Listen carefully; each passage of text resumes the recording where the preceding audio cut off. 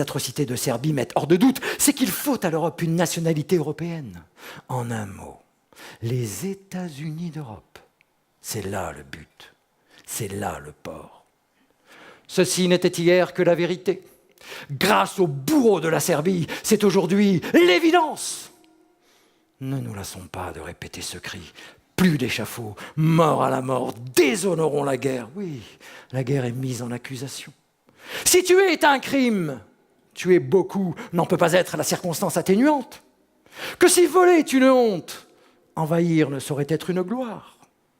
Proclamons les vérités absolues. Non, la gloire sanglante n'existe pas. Non, ce n'est pas bon et ce n'est pas utile de faire des cadavres. Non, il ne se peut pas que la vie travaille pour la mort. Non. Ô mères qui m'entourent, il ne se peut pas que la guerre, cette voleuse, continue à vous prendre vos enfants. Un jour viendra où la guerre paraîtra absurde et sera aussi impossible entre Paris et Berlin, entre Londres et Vienne, qu'elle serait impossible aujourd'hui entre Rouen et Amiens, entre Toulouse et Lyon. Un jour viendra où il n'y aura plus d'autre champ de bataille que les marchés s'ouvrant au commerce et les esprits s'ouvrant aux idées. Français, anglais, allemands, belges, russes, slaves, européens en somme. Européens, enfin.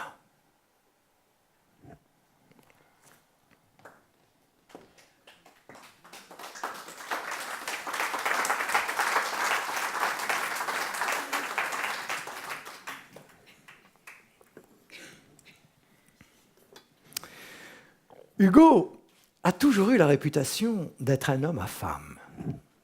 Bon, il faut dire que cette réputation, elle est vraie. Hein. Il avait des formules implacables, comme par exemple « L'homme a reçu de la nature une clé qui lui permet de remonter sa femme toutes les 24 heures. » S'interrogeait souvent sur l'objet de sa virilité.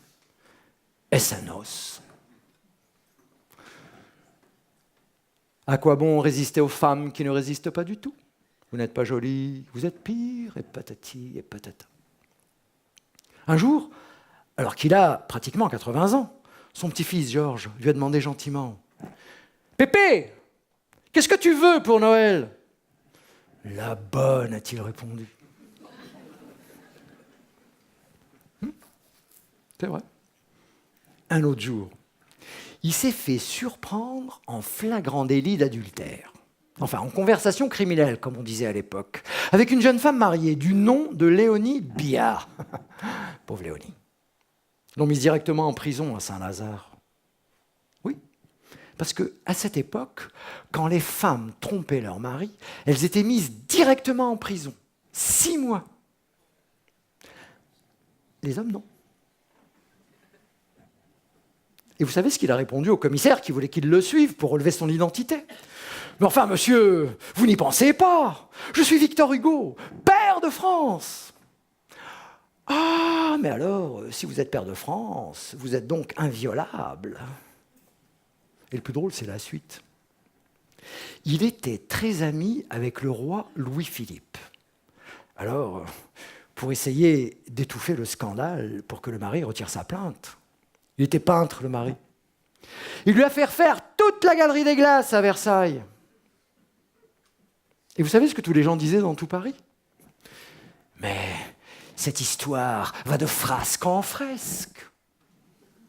Mais il n'osait plus sortir de chez lui. Imaginez-le à l'Assemblée. Lamartine, compatissant, lui a envoyé un petit mot. « Cher ami, en France, on se relève de tout. Même d'un canapé. » Ah, il était incorrigible. Il disait toujours oh, « Quand la mémoire vous revient, Léonie, Adèle, Juliette, à 20 ans, on est plus amoureux qu'autre chose, à 60, on est plus autre chose qu'amoureux. » Je ne me souviens plus de l'air, mais je connais la chanson. Et il la connaissait bien, la chanson. Un virtuose de la partition. Un Stradivarius de l'orchestration à lui tout seul. Et comme il l'a si bien écrit, j'en passe et des meilleurs. Un excessif, ce Hugo. Autant dans la luxure que dans la littérature. Mais bon, Elles l'ont aimé comme ça, bigame et infidèle. Adèle et Juliette ne se rencontreront qu'une seule fois en 50 ans. Elle lui dira « Il a fallu que je ne voie plus pour vous voir enfin, Juliette. Je vous laisse notre grand homme. C'est une force qui va. Quant à toi, Victor, c'est la fin de mon rêve que de mourir dans tes bras. Je pars rejoindre notre petite Léopoldine. Sache que je te pardonne tout. »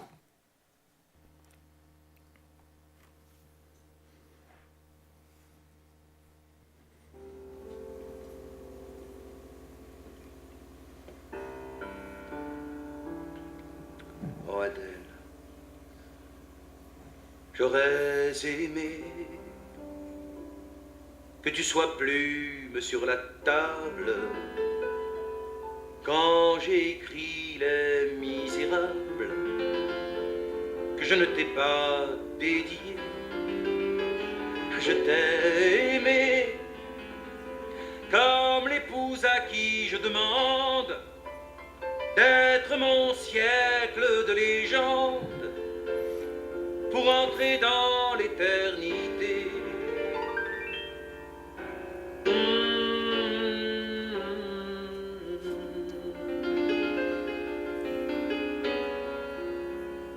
Pour entrer dans l'éternité.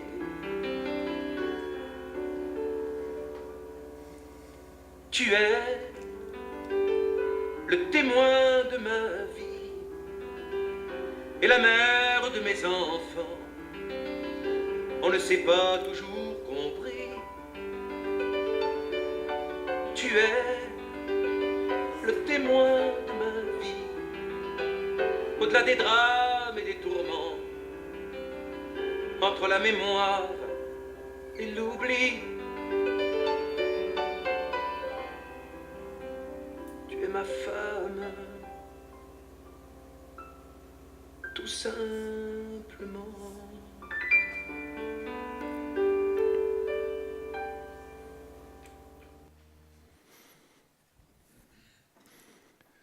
En 1870, face aux Prussiens, c'est la défaite. L'anéantissement total de l'armée française. Hugo décide de rentrer à Paris. À la gare du Nord, une foule immense l'attend. Elle le porte en triomphe. Il leur dira « Vous me remboursez en moins d'une heure près de 20 ans d'exil. » Sa notoriété est telle qu'on débaptise une avenue autour de l'Étoile pour lui donner son nom. Un poète républicain, entouré de maréchaux d'Empire. Quel destin! Sarah Bernard reprend Ruy Blas à la Comédie Française. C'est un triomphe. Elle a 20 ans. Elle sera sa maîtresse. Ah, Juliette, que d'ombre, que de lumière. 50 années de vie commune. Doute de tout. Doute des hommes, doute de Dieu, mais ne doute pas de mon amour. Sois tranquille. Si mon nom vit, ton nom vivra. Tes cheveux sont blancs parce qu'ils ont le reflet de l'aube des paradis. Il y a du ciel en toi, Juliette, à l'infini. Je sens profondément que tu es ma vraie épouse. Tu vas partir, toi aussi. Et je vais me retrouver seul.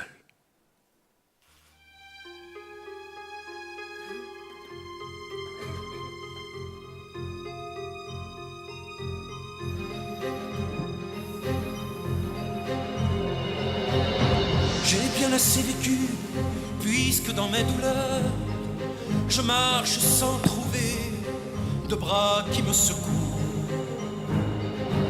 Puisque je ris à peine aux enfants qui m'entourent, puisque je ne suis plus réjoui par les fleurs, puisque l'espoir serein dans mon âme est vaincu, puisqu'en cette saison des parfums et des roses ma fille, j'aspire à l'ombre où tu reposes.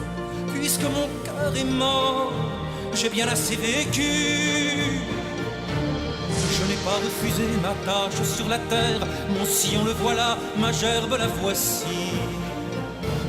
J'ai vécu souriant, toujours plus adouci, debout mais incliné du côté du mystère.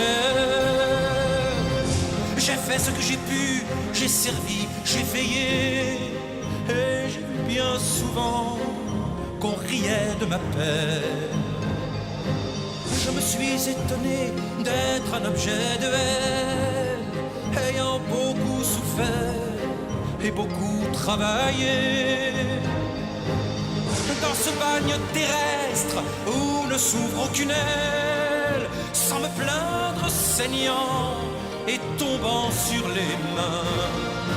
Morne, épuisé, raillé par les forces humaines, j'ai porté mon chaînon dans la chaîne éternelle.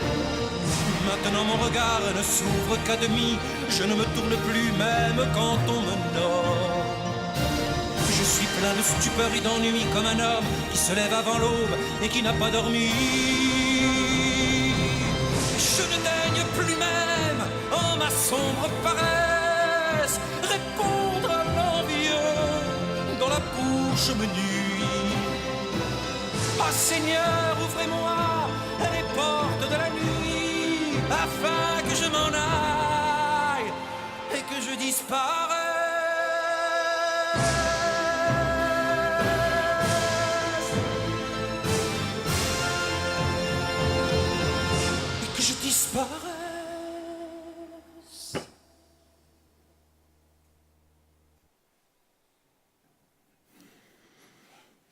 J'étais l'un des hommes les plus aimés, mais sûrement l'un des plus haïs de ce siècle.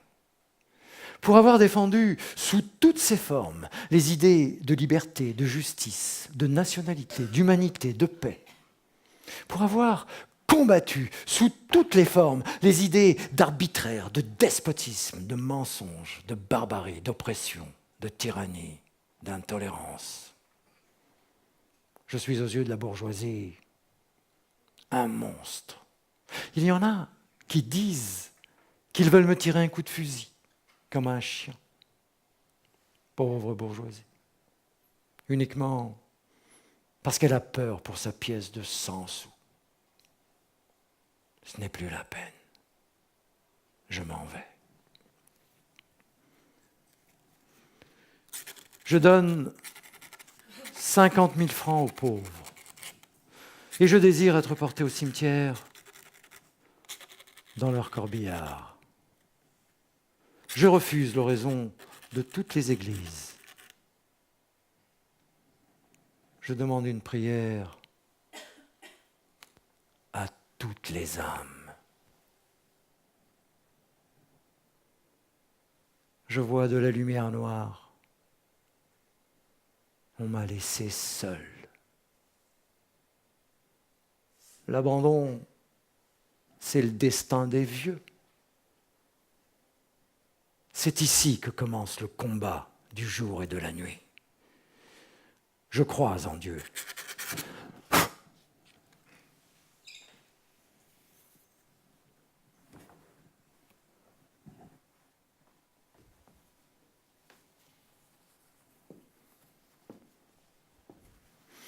Hugo! Ton nom claque comme un drapeau. Tu voulais un enterrement de 3e classe dans le corbillard des pauvres. T'as été servi. Ils t'ont mis sous l'arc de triomphe, sur un catafalque géant, avec de chaque côté 2 grands panneaux en velours noir, et sur chacun d'eux, tes initiales brodées en lettres d'argent. V. H. C'était beau. Marius, c'est toi. Valjean, c'est toi. Monsieur Madeleine, c'est toi aussi.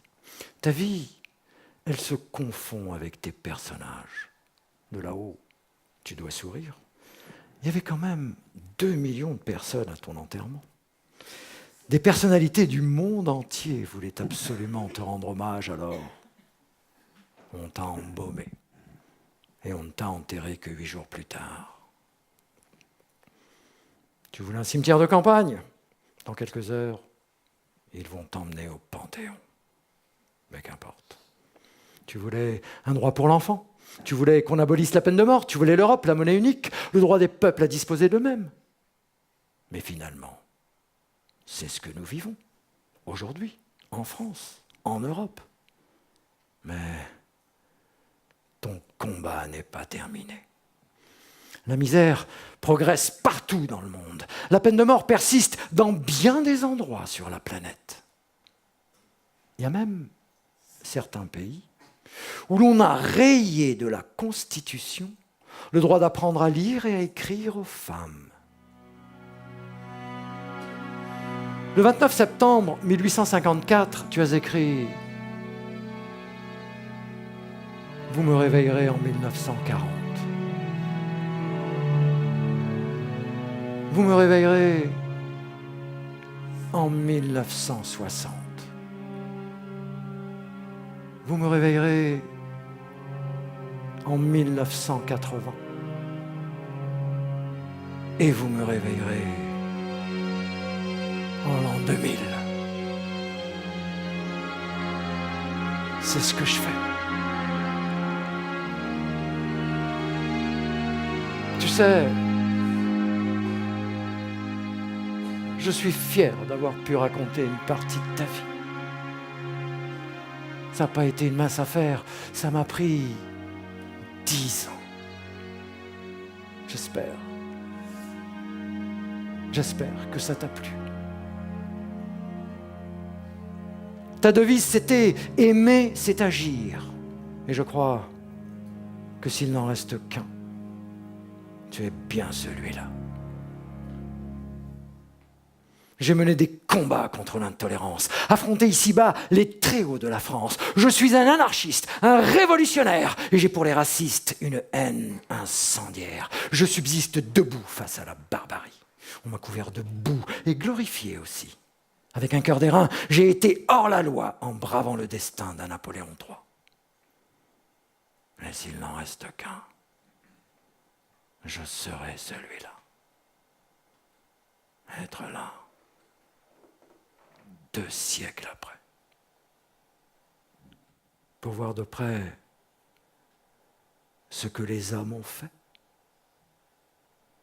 Est-ce que la peine de mort a été abolie? L'enfant va-t-il encore au labeur sans répit? Est-ce que l'Europe acclame toujours le bruit des bottes? Accorde-t-on aux femmes enfin le droit de vote? Est-ce que les politiques ont somme toute promulgué cette monnaie unique que j'ai tant escomptée? Et mes États-Unis d'Europe, où en sont-ils? Voit-on pour la Serbie la menace d'un péril? J'aimerais tant, une nuit, renaître en l'an 2000. Être là, 2 siècles après. Pour voir de près ce que les hommes ont fait. Je me fous des insignes, je préfère l'échafaud. Il y a entre mes lignes tant et tant d'idéaux que je persiste et signe. Victor, Marie, Hugo,